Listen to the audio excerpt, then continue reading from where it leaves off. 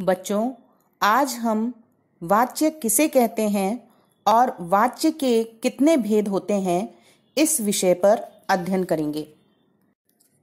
वाच्य को परिभाषित करने से पहले आइए हम इन 3 वाक्यों को पढ़ते हैं।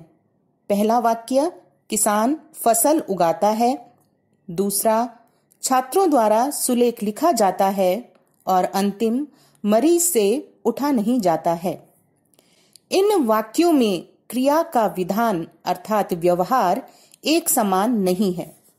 पहले वाक्य में क्रिया का विधान कर्ता अर्थात किसान के अनुसार, दूसरे वाक्य में क्रिया का विधान कर्म अर्थात सुलेख के अनुसार और अंतिम वाक्य में क्रिया का विधान भाव के अनुसार अर्थात उठा नहीं जाता है, उठना न उठने के भाव के अनुसार हुआ है। अतः हम कह सकते हैं कि क्रिया के जिस रूप से यह पता चले कि वाक्य में क्रिया का विधान कर्ता के अनुसार है, कर्म के अनुसार है या भाव के अनुसार है, उसे हम वाच्य कहते हैं। वाच्य के 3 भेद होते हैं। पहला कर्तृवाच्य, दूसरा कर्मवाच्य और तीसरा भाववाच्य। बच्चों, सबसे पहले हम यह जानते हैं कि कर्तृवाच्य किसे कहते हैं। जिन वाक्यों में कर्ता प्रधान होता है और क्रिया का प्रयोग कर्ता के पुरुष, लिंग और वचन के अनुसार होता है, उन्हें हम कर्तृवाच्य कहते हैं। उदाहरण के लिए यहाँ 2 वाक्य दिए गए हैं। सूरज चमक रहा है और महक निबंध लिखती है। इन दोनों ही वाक्यों में सूरज और महक कर्ता है, जबकि चमक रहा है और लिखती है दोनों क्रियाएं हैं। इन दोनों वाक्यों में चमक रहा है, लिख रही है क्रिया का प्रयोग कर्ता सूरज और महक के पुरुष, लिंग और वचन के अनुसार हुआ है। अतः यहाँ कर्तृवाच्य है। इन वाक्यों को पढ़ने से यह पता चलता है कि कर्तृवाच्य वाले वाक्यों में अकर्मक और सकर्मक दोनों ही प्रकार की क्रियाएं प्रयोग की जा सकती हैं।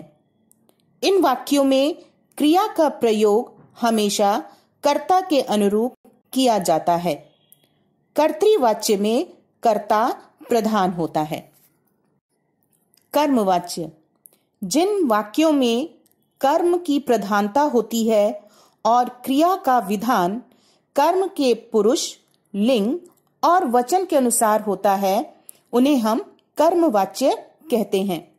उदाहरण के लिए, राम के द्वारा रोटियां खाई जाती हैं, माली द्वारा फूल तोड़े जाते हैं तथा मानसी द्वारा पत्र लिखा जाता है। इन तीनों ही वाक्यों में क्रियाएं खाई जाती हैं, तोड़े जाते हैं, लिखा जाता है।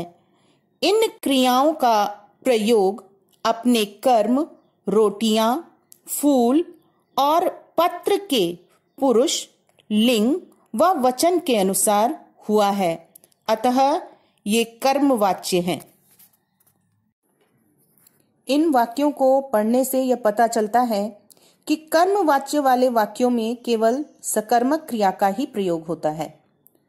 इन वाक्यों में क्रिया का विधान वाक्य के कर्म के अनुरूप होता है और कर्मवाच्य में कर्म की ही प्रधानता होती है। भाववाच्य, जिन वाक्यों में कर्ता व कर्म के स्थान पर भाव की प्रमुखता हो और क्रिया का विधान भाव के अनुसार होता है, उसे भाववाच्य कहते हैं। उदाहरण के लिए, मोटे आदमी से दौड़ा नहीं जाता। इस वाक्य में दौड़ा नहीं जाता क्रिया है।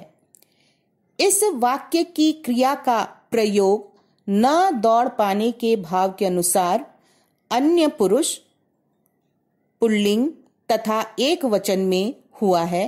अतः ये भाववाच्य है। दूसरे वाक्य में रोहन से रोया नहीं जाता में क्रिया रोया नहीं जाता का प्रयोग न रो पाने के भाव के अनुसार अन्य पुरुष, पुल्लिंग तथा एक वचन में हुआ है, अतः यहाँ भी भाववाच्य है। भाववाच्य के वाक्यों को पढ़ने से पता चलता है कि इनमें कर्ता व कर्म की प्रधानता नहीं होती। भाववाच्य में मुख्यतः अकर्मक क्रिया का ही प्रयोग होता है। प्रायः निषेधार्थक वाक्य ही भाववाच्य में प्रयुक्त होते हैं।